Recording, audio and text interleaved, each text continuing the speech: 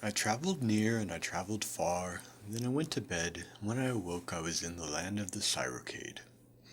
I saw a sign that read, "Ahead is the Cyrocade," and another, "Beware the Cyrocade, for it is your doom." I thought to myself, should I go on? It appears to be the only way to go, so I must. Resigned, I started on to meet my fate. I walked a short ways until I happened upon a cave. It was decorated with old tapestries and lit by torches. The firelight reflecting off the hangings gave the entire cave an eerie purple glow.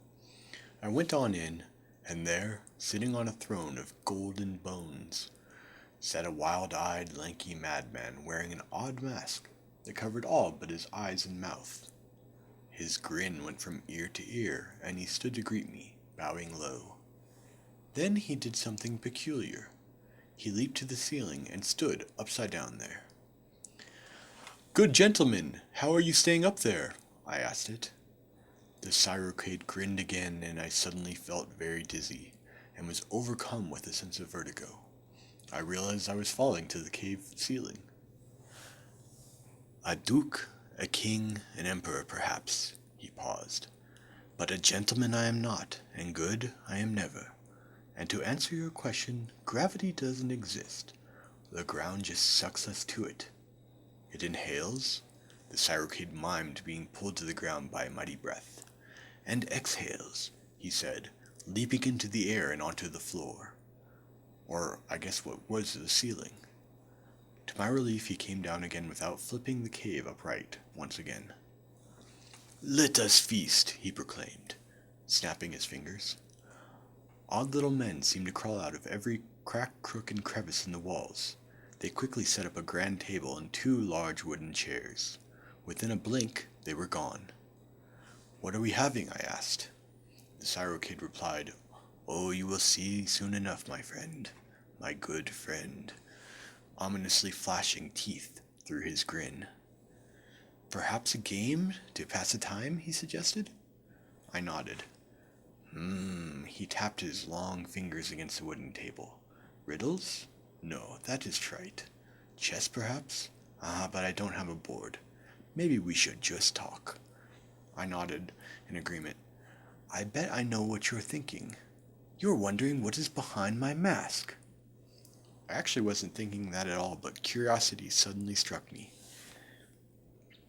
"Well, my foe, all the treasure in the universe couldn't convince me to remove it from my face. But I'll ask anyways. What do you have to offer?" I fished around in my pocket and found 4 coins, 3 dimes and a nickel. The Cyrocade pondered for a moment before saying, "That will suffice. Now come closer." I drew near. "Now grasp my mask." I put my fingers around the edges. "Now pry it off of me." I pulled. I gasped in spite of myself by what I saw. It was silly and surreal. My own face, but twisted, stretched and distorted as seen through a funhouse mirror. Even the eyes I recognized as my own, though they gleamed with an alien madness that was frightening, yet familiar. Was the Cyrocade mocking me? It howled with laughter as I recoiled in terror. It slapped the mask from my hands and was quickly upon me. His strength was overwhelming as it pinned me to the ground. Its mouth opened wide, and he consumed me. I traveled near, I traveled far, and I went to bed, and when I awoke, I felt as though nothing had happened at all. I looked at my hands and they seemed normal enough. I climbed out of bed and looked in my mirror. My face reflected back, my face, and nothing more. Relieved, I began my daily routines. I was the same as always, a normal man. But a gentleman I am not, and good I am never.